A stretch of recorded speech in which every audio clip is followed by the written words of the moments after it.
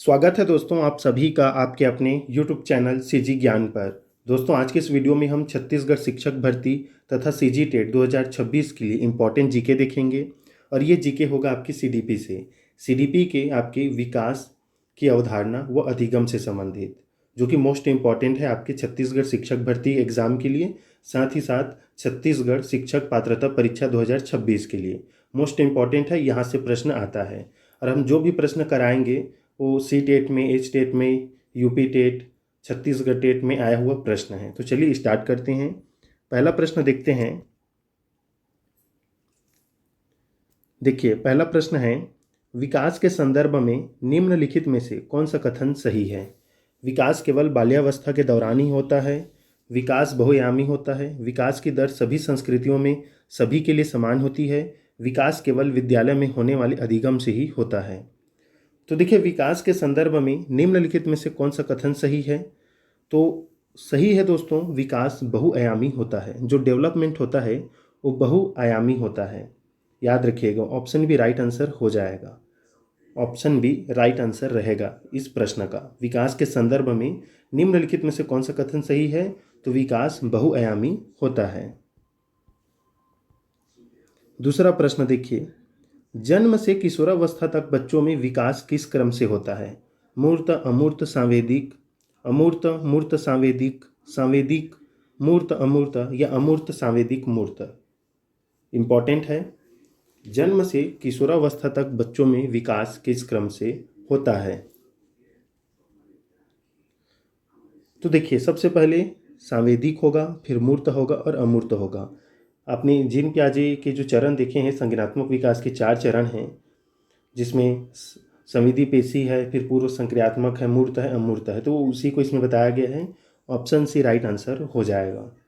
जन्म से किशोरावस्था तक बच्चों में विकास जो है इस क्रम से होता है। पहला संवेदिक, दूसरा मूर्त, तीसरा अमूर्त।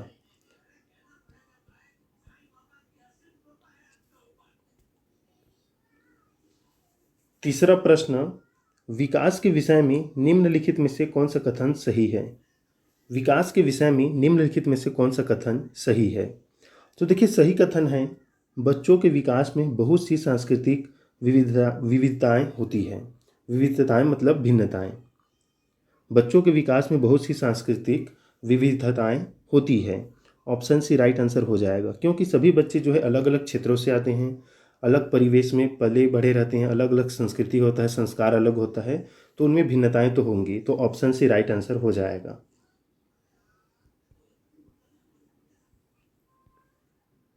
देखिए चौथा प्रश्न है, निम्नलिखित में से मध्य बाल्यावस्था की अवधि का मुख्य प्रमाण चिन्ह कौन सा है? पेशीय कौशल और समग्र शारीरिक वृद्धि का तेजी से विकास, वैज्ञानिक तर्क और अमूर्त रूप से सोचने की क्षमता का विकास, प्रतीकात्मक खेल का उभरना, तर्क संगत विचारों का विकास जो कि प्राकृतिक रूप से मूर्त है। बताइए इसका सही उत्तर क्या रहेगा दोस्तों? आपको आंसर लगाते ही चलना है और कमेंट में ज़रूर बताइएगा सभी साथी कि आपने कितना सही किया। तो देखिए मध्य बाल्यावस्था की अवधि का मुख्य प्रमाण चिन्ह है ऑप्शन डी, तर्क संगत विचारों का विकास जो कि प्राकृतिक रूप से मूर्त होता है। ऑप्शन डी राइट आंसर हो जाएगा। जितना भी प्रश्न हम करा रहे हैं वो सभी सी टेट में, यूपी टेट, एच टेट, जितने भी राज्य हैं उनके टेट में आया हुआ प्रश्न है। साथ ही साथ शिक्षक भर्ती में भी यही पूछा जाता है। पांचवा प्रश्न है, बाल्यावस्था की अवधि में विकास केवल परिमाणात्मक परिवर्तन होते हैं, अनियमित और असंबद्ध होता है, धीमी गति से होता है एवं उसे मापा नहीं जा सकता, बहुस्तरीय और मिश्रित होता है। इन चारों ऑप्शन में से कौन सा सही होगा? बाल्यावस्था की अवधि में विकास कैसा होता है? तो देखिए बाल्यावस्था की अवधि में जो विकास है दोस्तों, डेवलपमेंट, वो बहुस्तरीय और मिश्रित होता है। तो इस प्रकार से ऑप्शन डी जो है इसका सही उत्तर हो जाएगा।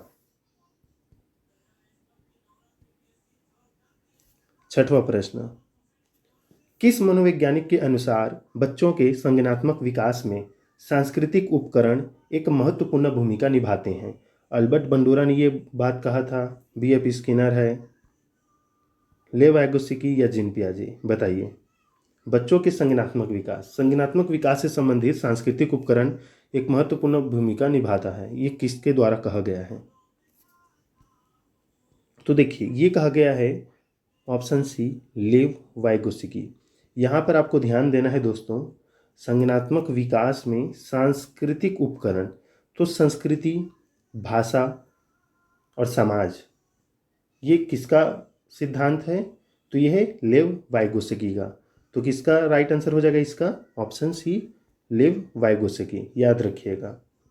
केवल पूछा जाता संज्ञानात्मक विकास के संदर्भ में किस मनोवैज्ञानिक ने बच्चों को नन्हा वैज्ञानिक कहा है, तो राइट आंसर जीन पियाजे होता। 7वां प्रश्न देखिए, विकास की किस अवस्था को कोल तथा ब्रूस ने संवेगात्मक विकास का अनोखा काल कहा है?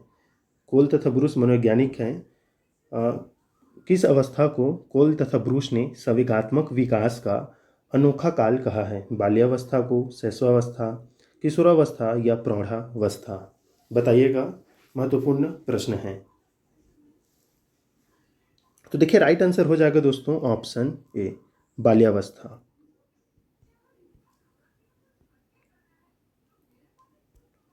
8वां प्रश्न है, कक्षा में छात्रों को प्रश्न पूछने के लिए प्रेरित करना चाहिए, हतोत्साहित करना चाहिए, अनुमति नहीं देना चाहिए, रोक देना चाहिए? तो देखिए पहले से इसमें पता है ये तीनों ऑप्शन जो है निगेटिव है। ऑप्शन ए राइट आंसर हो जाएगा। प्रश्न पूछने के लिए हम छात्रों को क्या करेंगे? प्रेरित करेंगे। ऑप्शन ए राइट आंसर रहेगा। देखिए 9वां प्रश्न, विकास कभी न समाप्त होने वाली प्रक्रिया है, यह कथन विकास के किस सिद्धांत से संबंधित है? एकीकरण का सिद्धांत, अंतःक्रिया का सिद्धांत, निरंतरता का सिद्धांत या अंतः संबंध का सिद्धांत? बताइए। तो देखिए कभी न समाप्त होने वाली प्रक्रिया मतलब निरंतर चलता है, तो ऑप्शन सी राइट आंसर हो जाएगा, निरंतरता। 10वां प्रश्न देखिए, बच्चे की वृद्धि मुख्यतः संबंधित है सामाजिक विकास से, शारीरिक विकास से, नैतिक विकास से या भावनात्मक विकास से? बताइए, बच्चे की वृद्धि मुख्यतः किससे संबंधित है? तो देखिए वृद्धि यहाँ पर बात किया जा रहा है किसका? तो ग्रोथ का, ग्रोथ वृद्धि जो कि होता है शारीरिक रूप से, तो ऑप्शन बी राइट आंसर हो जाएगा। 11वां प्रश्न, पाठ्य सहगामी क्रियाएं मुख्यतः संबंधित है छात्रों के सर्वांगीण विकास से, शैक्षिक संस्थानों के विकास से, छात्रों के मानसिक विकास से या छात्रों के वृत्तिक विकास से? बताइएगा राइट आंसर क्या रहेगा। तो देखिए जो पाठ्य सहगामी क्रियाएं हैं मतलब कक्षा के साथ साथ और भी जो भी क्रियाएं कराई जाती है वो क्यों कराया जाता है? जैसे कक्षा में हम पढ़ाई करते हैं, फिर खेल के मैदान में खेलते हैं, साथ ही साथ कुछ अन्य और क्रियाएं कराई जाती है, तो क्यों कराया जाता है? ये सभी ये इसलिए कराया जाता है ताकि छात्रों का सर्वांगीण विकास हो। सर्वांगीण का अर्थ है कि सभी क्षेत्रों में जहाँ पर वो सक्षम है उसमें कुशल हो सकें, सक्षमता हासिल कर सकें। ऑप्शन ए राइट आंसर हो जाएगा दोस्तों इसका, छात्रों के सर्वांगीण विकास से। 12वां प्रश्न है, देखिए इंपॉर्टेंट है, मानव विकास का प्रारंभ होता है? बताइएगा, पूर्व बाल्यावस्था से, गर्भावस्था से, शैशवावस्था से या उत्तर बाल्यावस्था से? मानव विकास का प्रारंभ, डेवलपमेंट बोला जा रहा है यहाँ पर, तो ये प्रारंभ हो जाता है दोस्तों गर्भावस्था से ही। ऑप्शन बी राइट आंसर रहेगा।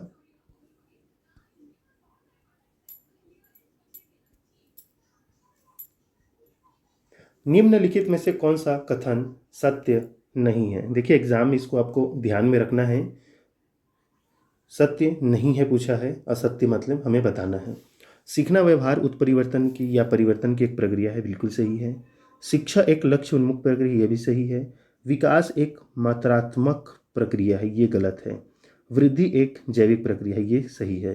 तो 13 का राइट आंसर हो जाएगा सी। असत्य कौन सा है? तो सी है, विकास एक मात्रात्मक प्रक्रिया है, ये बोल दिया गया है। मतलब आप विकास को, डेवलपमेंट को माप सकते हैं, तो ये गलत है। आप वृद्धि को माप सकते हैं, विकास को नहीं। तो ऑप्शन सी राइट आंसर हो जाएगा।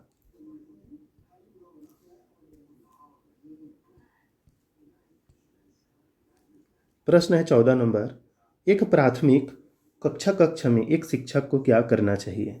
केवल उदाहरण देने चाहिए, केवल गैर उदाहरण देने चाहिए, उदाहरण एवं गैर उदाहरण दोनों देने चाहिए, उदाहरण एवं गैर उदाहरण दोनों नहीं देने चाहिए? बताइए सही उत्तर क्या रहेगा।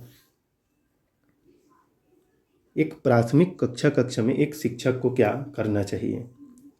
राइट आंसर हो जाएगा ऑप्शन सी, उदाहरण एवं गैर उदाहरण दोनों देने चाहिए। मतलब कक्षा से संबंधित भी उदाहरण और कक्षा के बाहर के जो उदाहरण हैं उसको भी आप शामिल कर सकते हैं। ऑप्शन सी राइट आंसर हो जाएगा। 15 नंबर प्रश्न देखिए, निम्नलिखित में से कौन सा कथन बालक विकास के सिद्धांतों के बारे में सही नहीं है? बाल विकास के बारे में या उसके विकास के सिद्धांतों के बारे में सही नहीं है। विकास एक निश्चित और पूर्व अनुमानित प्रारूप रूप से होता है। विकास आनुवंशिकी और वातावरण का उत्पाद या परिणाम है। सभी व्यक्ति विकास में समान होते हैं। ऑप्शन डी है, विकास समाकलन के सिद्धांत पर कार्य करता है। बताइएगा। तो देखिए, सभी व्यक्ति विकास में समान होते हैं डेवलपमेंट में। ऑप्शन सी राइट आंसर हो जाएगा, ये सही नहीं है।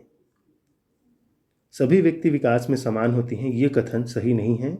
ऑप्शन सी राइट आंसर रहेगा। विकास एक निश्चित और पूर्व अनुमानित प्रारूप से होता है। उत्पाद आनुवंशिकी और वातावरण का समाकलन के सिद्धांत पर कार्य करते, ये सही है।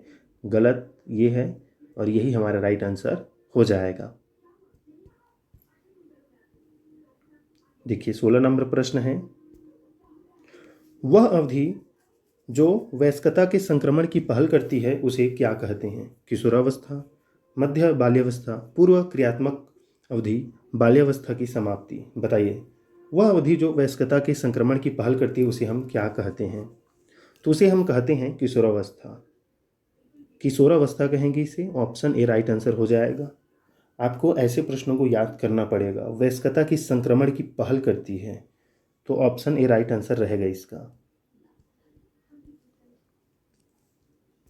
17 नंबर प्रश्न, निम्नलिखित में से कौन विकास के व्यापक आयामों की सही पहचान करता है? बताइएगा, इसका राइट आंसर क्या रहेगा?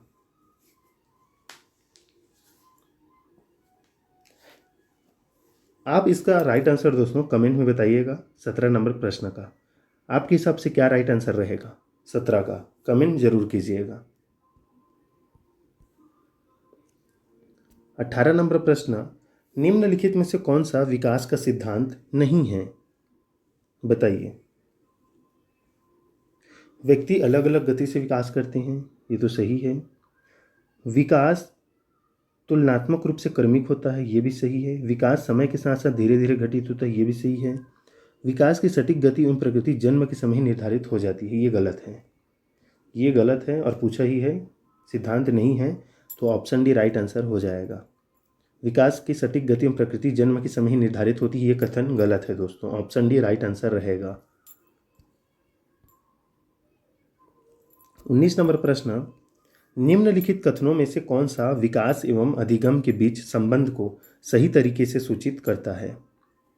तो सही तरीके से सूचित करता है आपका ऑप्शन डी, विकास एवं अधिगम अंतः संबंधित और अंतः निर्भर होते हैं। याद रखिएगा हमेशा, यही हमारा मेन टॉपिक है, विकास की अवधारणा एवं अधिगम।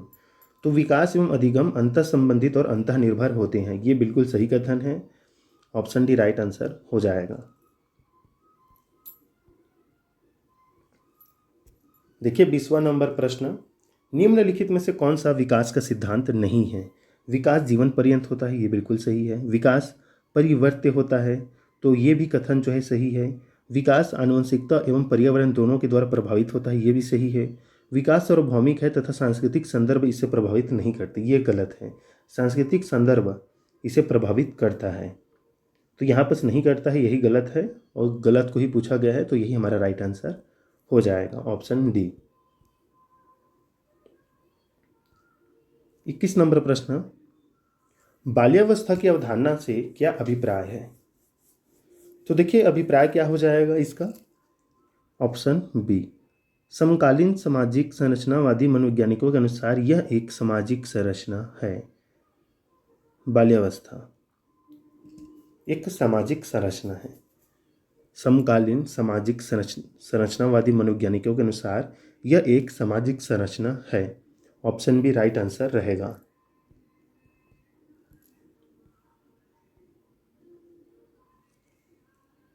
22 नंबर प्रश्न, निम्नलिखित में से कौन सी मध्य बाल्यावस्था मतलब मिड चाइल्डहुड की विशेषता है? मध्य बाल्यावस्था की विशेषता। तो देखिए दोस्तों, मैं सीधा आंसर आपको बता रहा हूँ। मध्य बाल्यावस्था की विशेषता है ऑप्शन सी। बच्चे इस अवस्था में तार्किक एवं मूर्त रूप से सोचना प्रारंभ कर देते हैं। किस अवस्था में? मध्य बाल्यावस्था में, याद रखिएगा। 23 नंबर प्रश्न, निम्नलिखित कारणों से खेल युवा बच्चों के विकास में एक महत्वपूर्ण भूमिका निभाता है। मतलब खेल जो है युवा बच्चों के विकास में एक महत्वपूर्ण भूमिका निभाता है। तो यह समय बिताने का एक सुखद तरीका है। क्या रहेगा राइट आंसर बताइए? ये अपने शरीर पर निपुणता प्राप्त करते हैं, ये नए कौशल हासिल करते हैं और सीखते हैं कि उन्हें कब कब उपयोग किया जाए। बताइए। सॉरी, इसमें प्रश्न में बोला क्या है? एक महत्वपूर्ण भूमिका है सिवाय। सिवाय मतलब उसको छोड़कर। तो ऑप्शन सी राइट आंसर हो जाएगा। यह समय बिताने का एक सुखद तरीका, ये गलत है। सिवाय बोल दिया है तो गलत, मतलब तो ऑप्शन सी राइट आंसर हो जाएगा। ये सभी कथन सही है, बाकी आप देख लीजिए इसे। ऑप्शन सी गलत है और यही हमारा राइट आंसर हो जाएगा। 24 नंबर प्रश्न, शरीर के केंद्रीय भाग से परिधियों या अंगांगों की ओर विकास दर्शाता है। बताइए। तो ये दर्शाता है दोस्तों, इसका राइट आंसर हो जाएगा ऑप्शन ए। मध्य बाह्य विकास के सिद्धांतों को, मध्य से बाह्य विकास के सिद्धांतों को। ऑप्शन ए राइट आंसर रहेगा। 25 नंबर प्रश्न है, निम्नलिखित में से कौन सी बाद की बाल्यावस्था मतलब उत्तर बाल्यावस्था के बौद्धिक विकास की विशेषता नहीं है?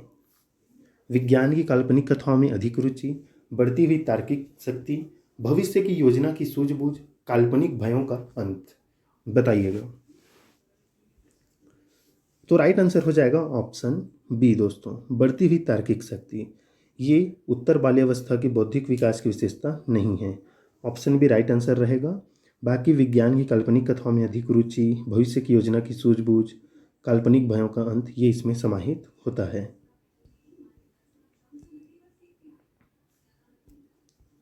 गिरोह अवस्था किस आयु वर्ग एवं विलंब विकास से संबंधित है? आपको बताना है। गिरोह अवस्था, समूह की अवस्था किससे संबंधित है दोस्तों? तो 8 से 10 वर्ष एवं समाजीकरण। ऑप्शन भी राइट आंसर हो जाएगा। मतलब बाल्यावस्था जो होता है, मध्य बाल्यावस्था, उसमें ही समूह की अवस्था इसमें कहा जाता है, 8 से 10 वर्ष को। ऑप्शन बी सही उत्तर रहेगा। देखिए दोस्तों, हम जो है सीडीपी जो है चाइल्ड जो डेवलपमेंट है, इसे सबसे पहले कराएंगे। ये जो टॉपिक है इसको पूरा कंप्लीट कराएंगे। जितने भी क्वेश्चन बनते हैं जो कि सीजी टेट में आ सकते हैं, अगर आप सी टेट एग्ज़ाम की तैयारी कर रहे हैं तो वो भी हो जाएगा। यहाँ से प्रश्न आपको देखने को मिलेगा, जो कि बहुत ही इम्पोर्टेंट हम प्रश्न करा रहे हैं। देखिए 27 नंबर प्रश्न, निम्नलिखित में से कौन सा फ्लेंडर की अंतःक्रिया विश्लेषण प्रणाली से संबंधित नहीं है? तो देखिए नहीं है दोस्तों, पूछा गया है तो नहीं है। अभिभावक कथन, गार्डियन टॉक। ऑप्शन भी राइट आंसर हो जाएगा। छात्र कथन, शिक्षक कथन और मौन, ये शामिल है, लेकिन बी अभिभावक कथन शामिल नहीं है। ऑप्शन बी राइट आंसर रहेगा। देखिए जो सीजी टेट का सिलेबस है वो पूरी तरह से, मतलब उसमें संपूर्ण समाहित है। कोई भी प्रश्न पूछा जा सकता है, जितने भी मनोवैज्ञानिक है उससे, और आपका अभिरुचि, अभिक्षमता, बहुत सारे प्रश्न।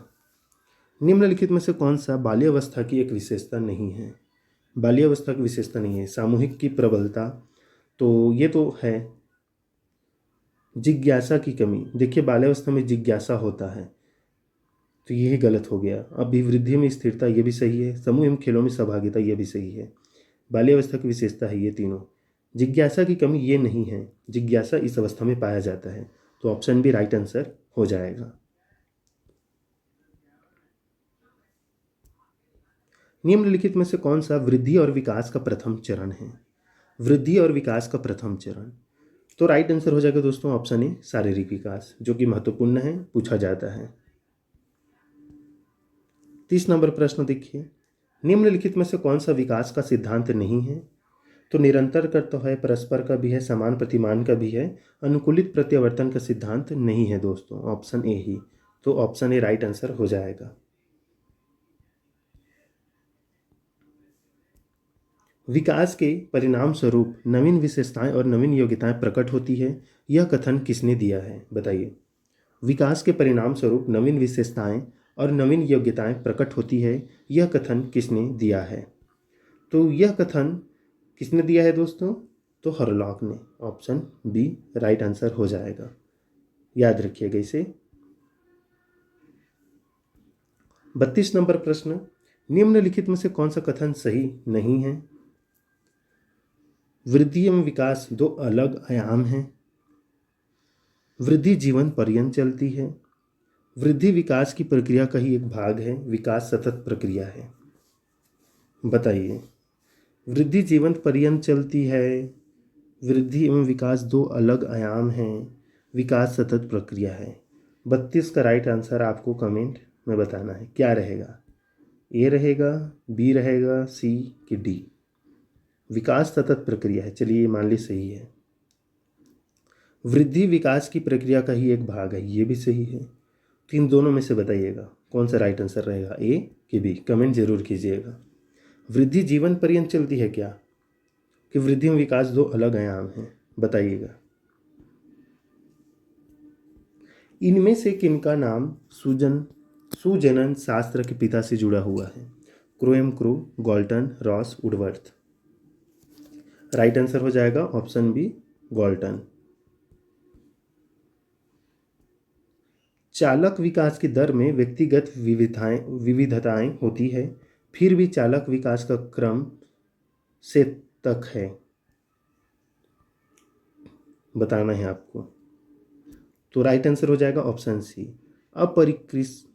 अपरिष्कृत स्थूल चालक विकास, परिष्कृत सूक्ष्म चालक विकास। ऑप्शन सी राइट आंसर रहेगा।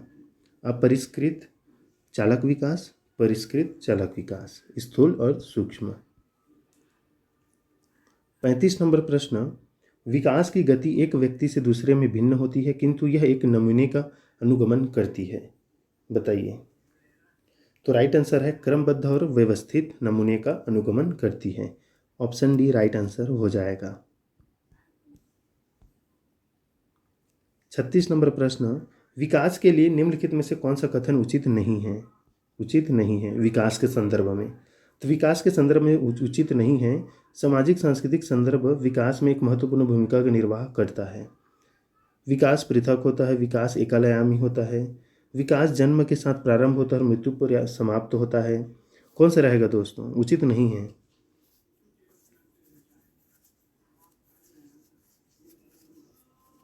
बताइए। तो देखिए उचित नहीं है 36 का दोस्तों, ऑप्शन सी, ये सी राइट आंसर हो जाएगा। विकास जो है बहुआयामी होता है, बाकी सही है, तो उचित नहीं है ऑप्शन सी। भाषा विकास के लिए प्रारंभिक बचपन काल है, कम महत्वपूर्ण, अति महत्वपूर्ण, अति संवेदनशील, निरपेक्ष। बताइए 37 का क्या रहेगा।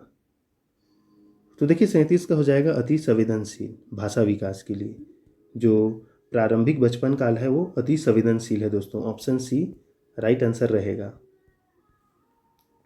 38 नंबर प्रश्न, मध्य बचपन अवधि मिडिल चाइल्डहुड स्टेज है, तो ये हो जाएगा 10 वर्ष के बाद या 6 से 11 वर्ष। बताइए कौन सा रहेगा, बी या सी दोस्तों। ये तो बिल्कुल नहीं है, 6 से 11 मध्य बचपन अवधि होगा 6 से 11। ऑप्शन बी राइट आंसर हो जाएगा, ऑप्शन बी याद रखिएगा। 39 नंबर प्रश्न, विकास के बारे में कौन सा कथन सही नहीं है। तो 39 का ए, विकास भिन्न व्यक्तियों में भिन्न गति से होता है, ये तो सही है, सही नहीं है बोला गया है। विकास जन्म से किशोरावस्था तक बहुत तीव्र गति से होता है, उसके बाद रुक जाता है। विकास जन्म से किशोरावस्था तक आगे की ओर बढ़ता है, फिर पीछे की ओर। विकासात्मक परिवर्तन सीधी रेखा में आगे जाता है। आप इसका राइट आंसर कमेंट में बताइएगा, इसमें डाउट है, इसका राइट आंसर आप कमेंट कीजिएगा। कथन सही नहीं है, अगर अब इसमें पूछा जाए कथन सही है तो ये है, विकास भिन्न व्यक्तियों में भिन्न गति से होता है।